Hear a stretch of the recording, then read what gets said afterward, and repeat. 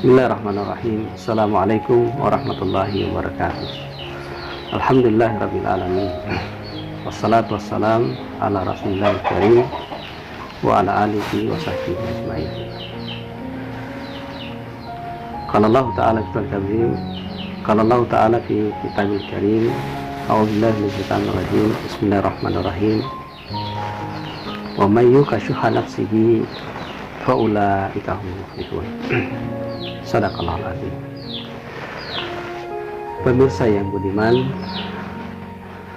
pertama-tama marilah kita bersyukur pada Allah Ta'ala yang masih memberikan kesehatan pada kita, kehidupan kepada kita, sehingga kita bisa bersama-sama hadir di bulan suci Ramadan 1441 Hijriah ini, terlebih di hari-hari terakhir bulan suci Ramadan, di mana kita tengah memasuki 10 hari terakhir, yang tentu oleh Rasulullah SAW sangat menganjurkan untuk kita menghidupkan 10 hari terakhir ini dengan meningkatkan amaliyah kita di bulan suci Ramadan dengan mengincar satu malam, yaitu malam Lailatul Qadar, yang nilainya lebih baik daripada 1000 bulan. Pemirsa yang sangat bahagia, di dalam Al-Qur'an Karim surat Al-Hasyr ayat 9 yang saya bacakan tadi menjelaskan tentang satu sikap yang harus kita jaga atau yang harus kita perhatikan dari diri kita agar kita menjauhkan diri atau menghindarkan diri dari sikap kekikiran atau pelit. Wa may yuqa shuhha nafsihi fa ulaika humul muflihun. Dan barang siapa yang dipelihara dari kepada kekikiran dirinya, maka mereka itulah orang-orang yang beruntung. Pemirsa yang sangat berbahagia,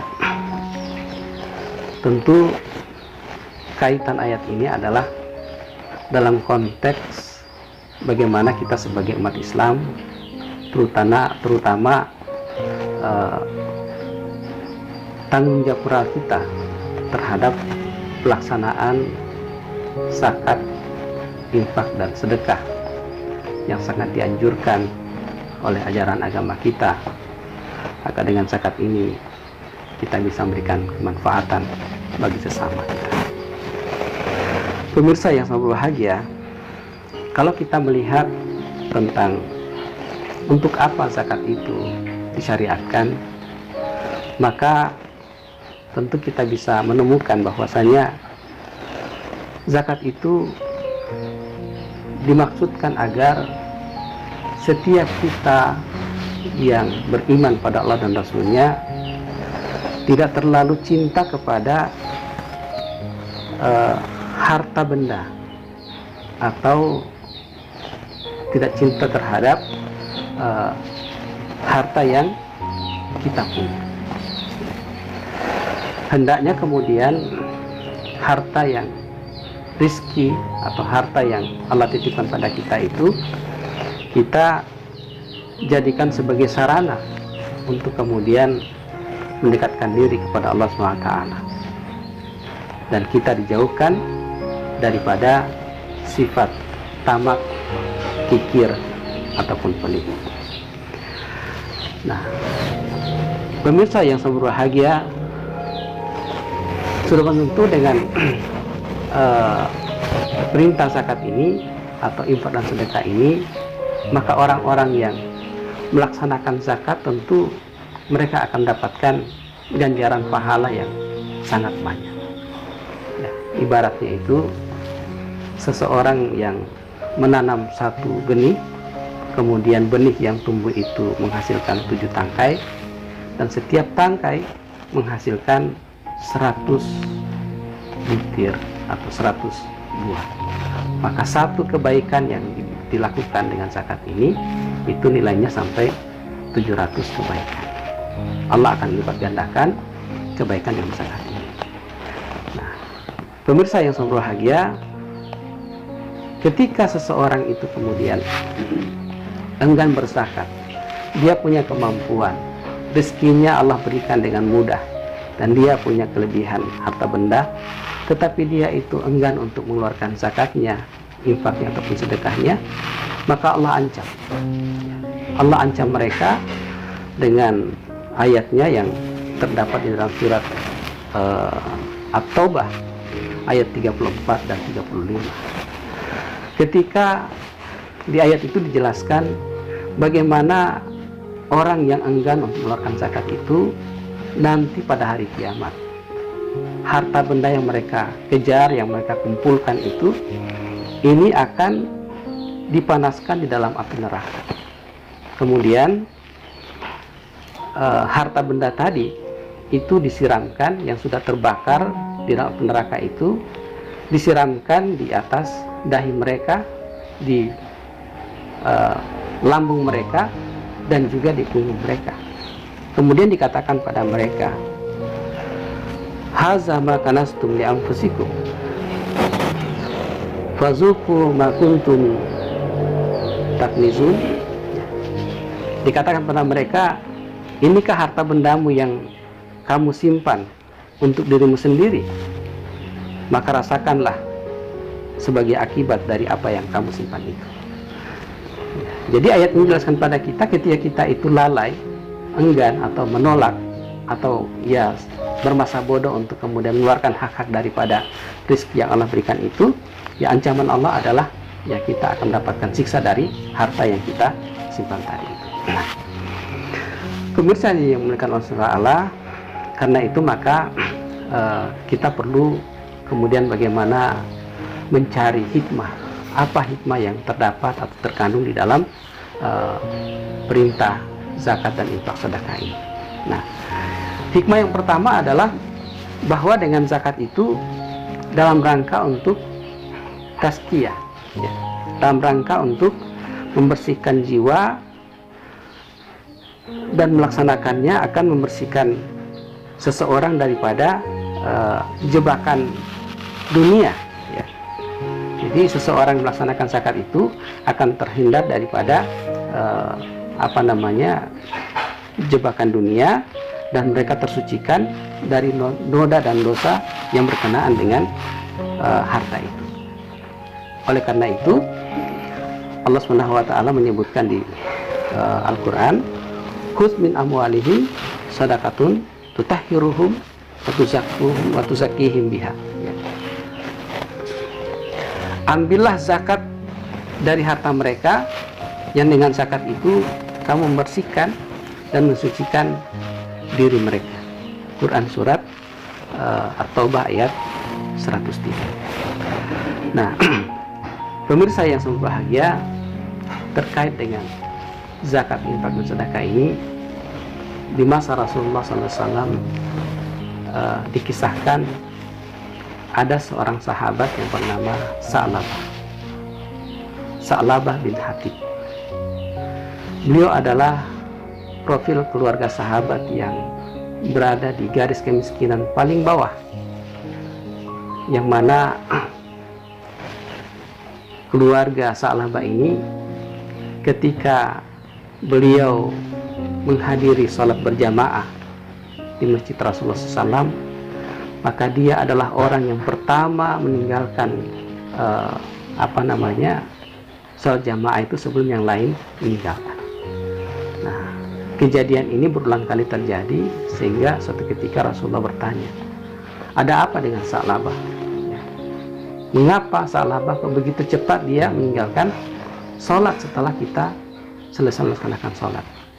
Cari tahulah, kemudian dipanggillah Sa'labah ini, dan Sa'labah menyampaikan bahwa mereka adalah keluarga yang paling miskin di kampung itu, dan sarung yang dia gunakan untuk pergi berjamaah di masjid itu juga adalah sarung yang akan digunakan oleh istrinya untuk melaksanakan sholat di rumah. Makanya itu alasannya untuk kemudian kenapa dia harus kembali segera ke rumahnya. Nah, Kondisi berlangsung berjalan beberapa waktu sampai kemudian beliau datang pada Rasulullah SAW, memohon pada Rasulullah, ya Rasulullah, mohonkanlah pada Allah Taala supaya saya ini diberikan rizki oleh Allah SWT, supaya saya ini dibukakan pintu rizki, diberikan harta yang dengannya saya bisa ya hidup layak lah, bahasa kita sekarang ini. Nah, tetapi kemudian Rasulullah itu tidak serta-merta menyahuti, bahkan 3 kali beliau menolak untuk kemudian merespon itu, sampai pada akhirnya kemudian Sa'labah itu memberikan guidance, memberikan jaminan pada Rasulullah SAW. Wahai Rasulullah, sekiranya engkau mendoakan saya supaya kemudian harta Allah SWT membukakan pintu kepada saya, niscaya hak-hak daripada rizki itu atau harta itu insya Allah akan saya tunaikan. Itu janji, komitmen yang diberikan oleh Sa'labah di hadapan Rasulullah SAW. Sehingga dengan janji itulah kemudian Rasulullah SAW berdoa kepada Allah Ta'ala, dan kemudian dari doanya mulailah kemudian Sa'labah itu merintis usaha peternakan. Dia mendapatkan sepasang ternak kambing atau domba begitu, dan kemudian ya rizkinya mengalir begitu deras, sampai kemudian lahan yang ada di Madinah itu tidak cukup untuk mengembalakan kambing yang dia punya, saking banyaknya atau saking produktifnya kambing yang beliau lakukan itu. Nah, sampai kemudian karena kemudian lahan yang tidak cukup, dia berpikir untuk bagaimana memindahkan lokasi ternak itu.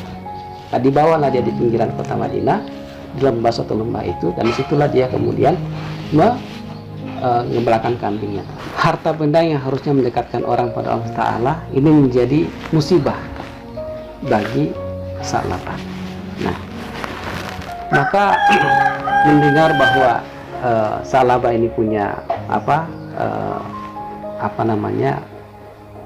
peternakan yang melimpah, rezeki yang sudah luar biasa. Kemudian Rasulullah SAW mengutus sahabat untuk mengambil zakat pada beliau, ya, meminta zakatnya sebagaimana komitmennya yang pernah dia minta, bahwa dia akan mengeluarkan hak-hak daripada harta itu kalau Allah berikan rezekinya kepadanya itu. Nah, ketika datang para sahabat ini, maka dia mulai bikin banyak alasan. Siapa Anda? Ya, kami adalah utusan dari Rasulullah untuk memungut zakat Anda dari harta yang Anda miliki. Apakah ini untuk pajak atau apa dan sebagainya. Pokoknya banyak macam lah, yang intinya dia itu enggan atau menolak untuk membayarkan zakatnya. Nah, sampai kemudian turun ayat, ya. Karena bukan turun ayat, tetapi datanglah kemudian para sahabat kepada Rasulullah SAW menyampaikan hasil yang mereka temukan di lapangan. Nah, intinya bahwa Sa'labah tidak mau mengeluarkan zakatnya. Maka mendengarkan itu Rasulullah sangat marah, sangat kemudian dia memegang janji daripada Sa'labah tadi. Dan di surat At-Taubah ayat 75 dan 76 Allah gambarkan, ya, yang artinya di antara mereka ada yang telah berikrar pada Allah, sesungguhnya jika Allah memberikan sebagian karunia-Nya kepada kami, pastilah kami akan bersedekah, dan pastilah kami termasuk orang-orang yang beramal soleh. Maka setelah Allah memberikan pada mereka sebagian daripada karunia-Nya, mereka menjadi kikir dengan karunia itu dan berpaling, dan mereka memanglah orang-orang yang selalu membelakangi kebenaran. Nah, ini kondisi ayat ini menceritakan tentang Sa'labah, bagaimana dia kemudian dari sebelum dia diberikan rezeki, kemudian janjinya setelah diberikan rezeki, dan setelah dapat rezeki ternyata dia menjadi kikir dan berpaling dari kebenaran, tidak lagi kemudian dekat kepada Allah SWT.